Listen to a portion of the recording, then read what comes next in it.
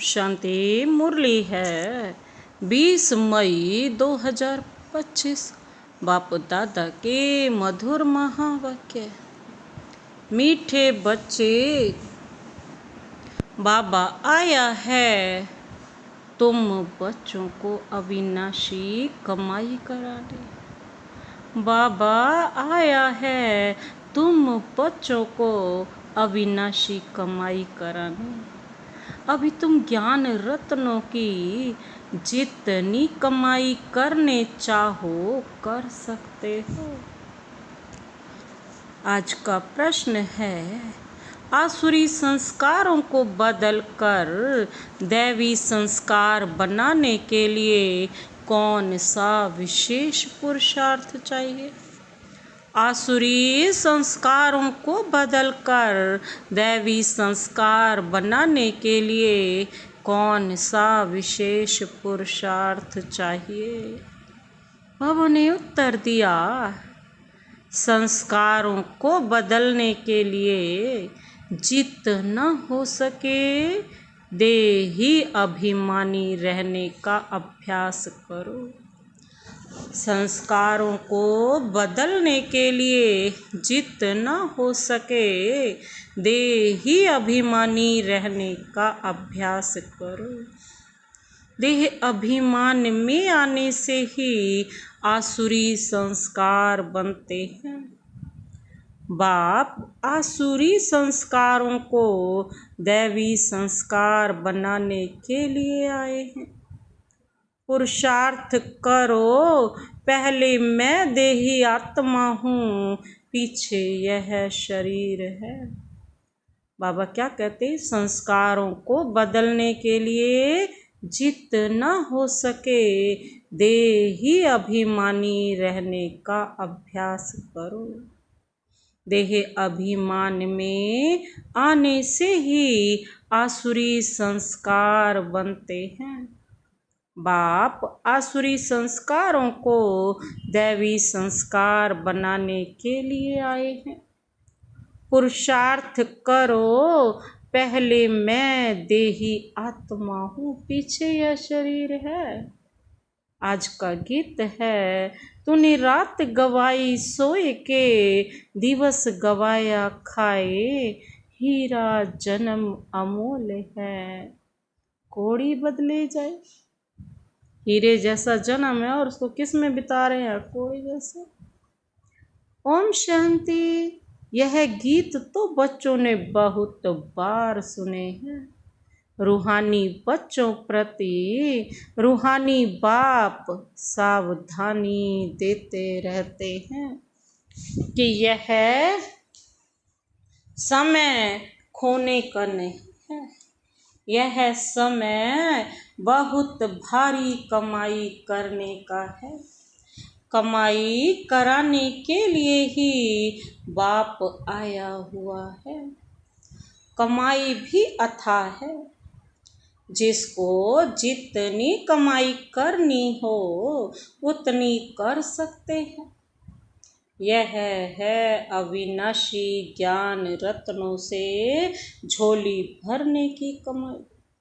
यह है भविष्य के लिए, वह है भक्ति और यह है ज्ञान। मनुष्य यह नहीं जानते कि भक्ति तब शुरू होती है जब रावण राज्य शुरू होता है। फिर ज्ञान तब शुरू होता है जब बाप आकर राम राज्य स्थापन करते हैं। बाबा कहते, ज्ञान है ही नई दुनिया के लिए, भक्ति है पुरानी दुनिया के लिए। अब बाप कहते हैं, पहले तो अपने को देही मतलब आत्मा समझना है। तुम बच्चों की बुद्धि में है, हम पहले आत्मा हैं, पीछे शरीर है। परंतु ड्रामा प्लान अनुसार मनुष्य सब रॉन्ग हो गए हैं, इसलिए उल्टा समझ लिया है कि पहले हम देह हैं फिर देही हैं। बाप कहते हैं यह तो विनाशी है, इसको तुम लेते हो और छोड़ते हो। संस्कार आत्मा में रहते हैं, देह अभिमान में आने से आसुरी संस्कार बन जाते हैं। फिर आसुरी संस्कारों को दैवी बनाने के लिए बाप को आना पड़ता है। बाबा कहती यह सारी रचना उस एक रचता बाप की ही है। उनको सब फादर कहते हैं, जैसे लौकिक बाप को भी फादर ही कहा जाता है ना। बाबा और मम्मा यह दोनों अक्षर बहुत मीठे हैं। रचता तो बाप को ही कहेंगे, वह पहले माँ को एडॉप्ट करते हैं, फिर रचना रचते हैं। बेहद का बाप भी कहते हैं कि मैं आकर इनमें प्रवेश करता हूँ। इनका नाम बाला है, कहते भी हैं भागीरथ। मनुष्य का ही चित्र दिखाते हैं ना, कोई बैल आदि नहीं है। भागीरथ मनुष्यों का तन है। बाप ही आकर बच्चों को अपना परिचय देते हैं। तुम हमेशा कहो हम बाप दादा के पास जाते हैं। सिर्फ बाप कहेंगे तो वह निराकार हो जाता। निराकार बाप के पास तो तब जा सकते जब शरीर छोड़ें, ऐसे तो कोई भी जा नहीं सकते। यह नॉलेज बाप ही देते हैं। यह नॉलेज है भी बाप के पास। बाबा कहते हैं अविनाशी ज्ञान रत्नों का खजाना है। बाप है ज्ञान रत्नों का सागर, पानी की बात नहीं। ज्ञान रत्नों का भंडारा है, उनमें नॉलेज है। नॉलेज पानी को नहीं कहा जाता।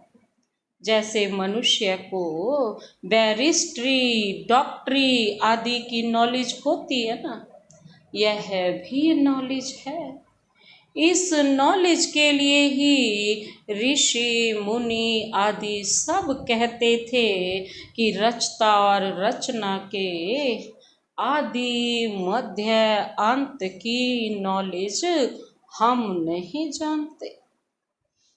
वह तो एक रचता ही जाने, झाड़ का बीज रूप भी वही है। सृष्टि के आदि मध्य अंत का नॉलेज उसमें है। वह जब आए तब सुनाए। अभी तुमको नॉलेज मिली है तो तुम इस नॉलेज से देवता बनते हो।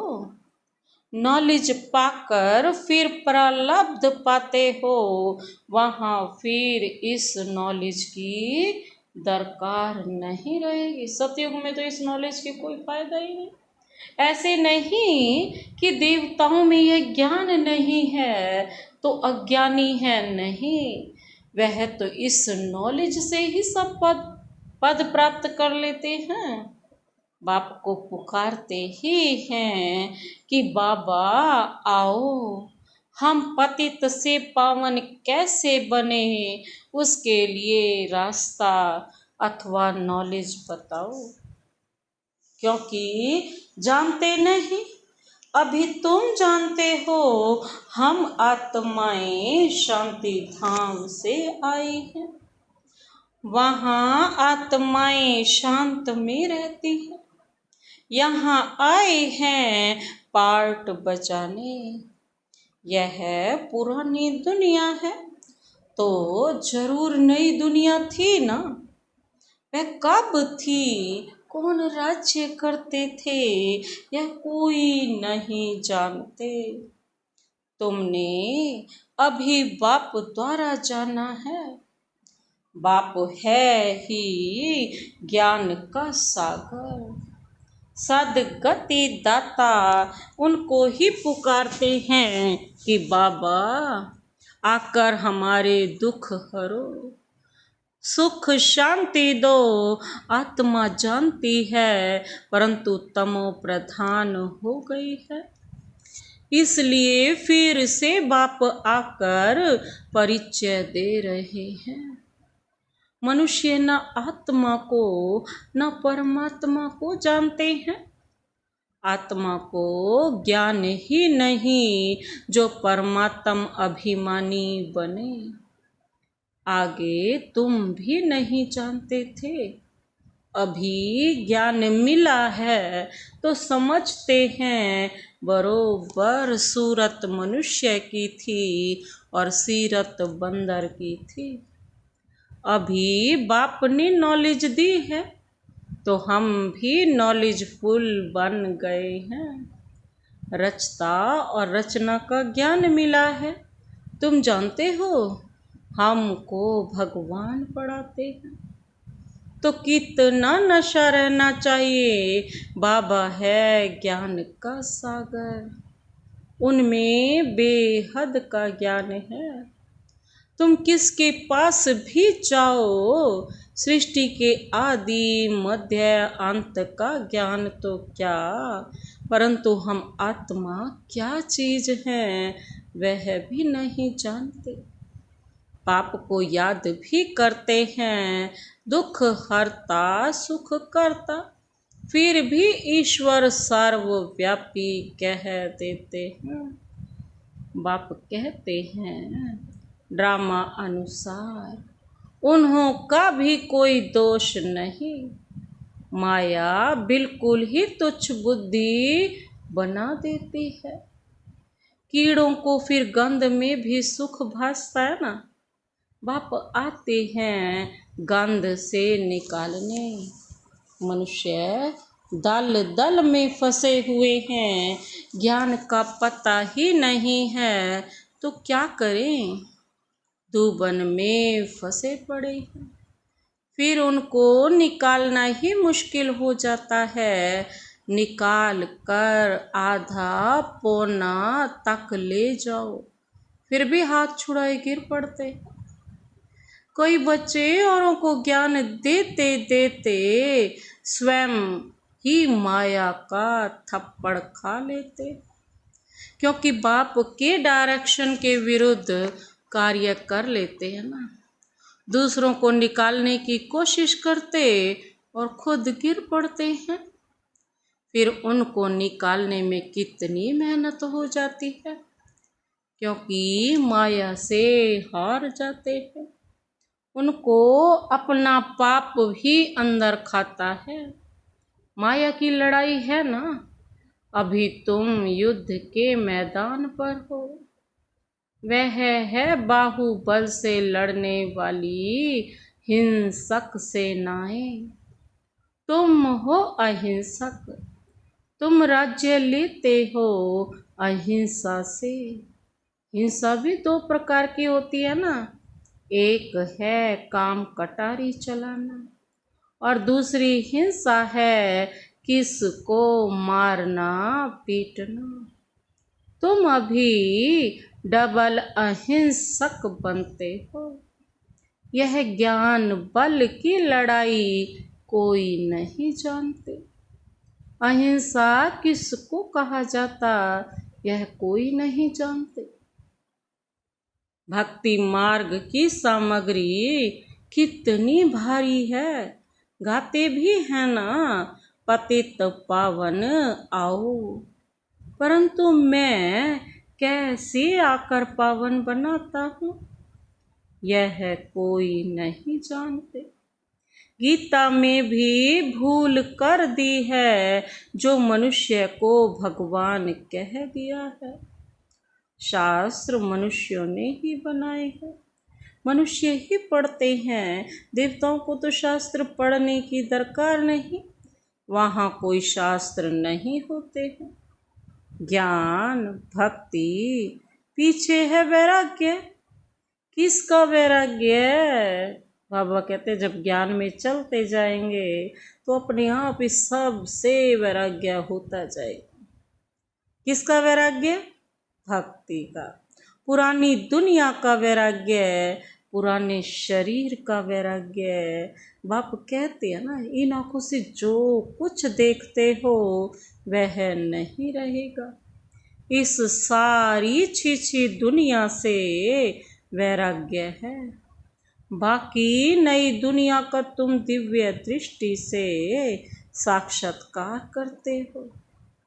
तुम पढ़ते ही हो नई दुनिया के लिए। यह पढ़ाई कोई उस जन्म के लिए नहीं है, और जो भी पढ़ाई है वह होती है उसी समय उसी जन्म के लिए। अब तो है संगम, इसलिए तुम जो पढ़ते हो उसकी प्रारब्ध तुमको नई दुनिया में मिलती है। बेहद के बाप से कितनी बड़ी प्रारब्ध तुमको मिलती है। बेहद के बाप से बेहद सुख की प्राप्ति होती है। तो बच्चों को पूरा पुरुषार्थ कर श्रीमत पर चलना चाहिए। बाप है श्रेष्ठ ते श्रेष्ठ, उनसे तुम श्रेष्ठ बनते हो। यह वह तो सदैव है ही श्रेष्ठ, तुमको श्रेष्ठ बनाते हैं। 84 जन्म लेते लेते फिर तुम भ्रष्ट बन जाते हो।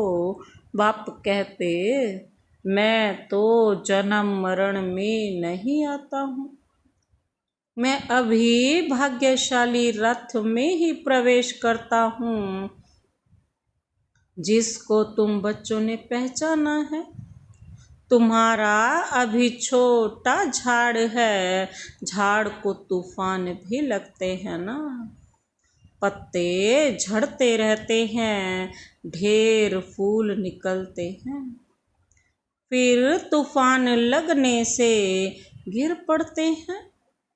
कोई कोई अच्छी रीति फल लग जाते हैं, फिर भी माया के तूफान से गिर पड़ते हैं। माया का तूफान तो बहुत तेज है। उस तरफ है बाहुबल और इस तरफ है योग बल अथवा याद का बल। जितना बाबा को याद करेंगे उतने तक शक्तिशाली ताकतवर बन जाएंगे। तुम याद अक्षर पक्का कर लो ना।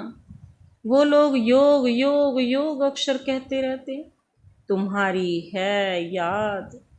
चलते फिरते बाप को याद करते हो, इसको योग नहीं कहेंगे। योग अक्षर सन्यासियों का नामी ग्रामी है। अनेक प्रकार के योग सिखाते हैं, बाप कितना सहज बतलाते हैं। उठते बैठते चलते फिरते बाप को याद करो। तुम आधा कल्प के आशिक हो, मुझे याद करते आए हो। अब मैं आया हूँ, आत्मा को कोई भी नहीं जानते, इसलिए बाप आकर रियलाइज कराते हैं। यह भी समझने की बड़ी महीन बातें हैं। आत्मा अति सूक्ष्म और अविनाशी है। न आत्मा विनाश होने वाली है, न उनका पार्ट विनाश हो सकता है। बाबा कहते यह बातें मोटी बुद्धि वाले मुश्किल समझ सकते हैं। शास्त्रों में भी यह बातें नहीं है।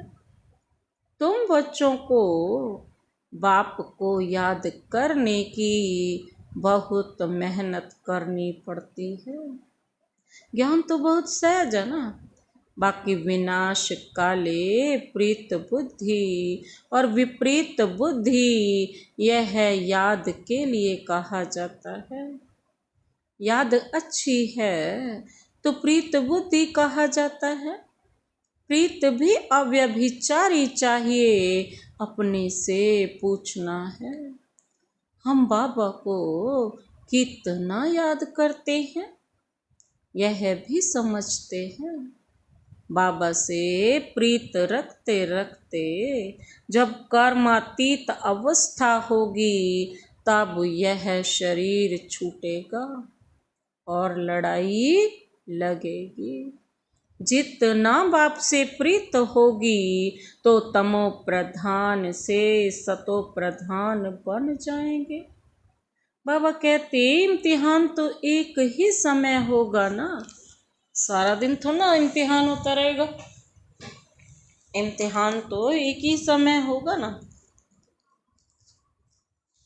बाबा कहते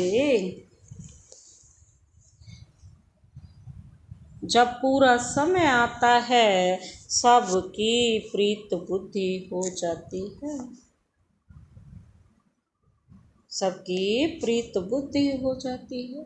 उस समय फिर विनाश होता है, तब तक झगड़े आदि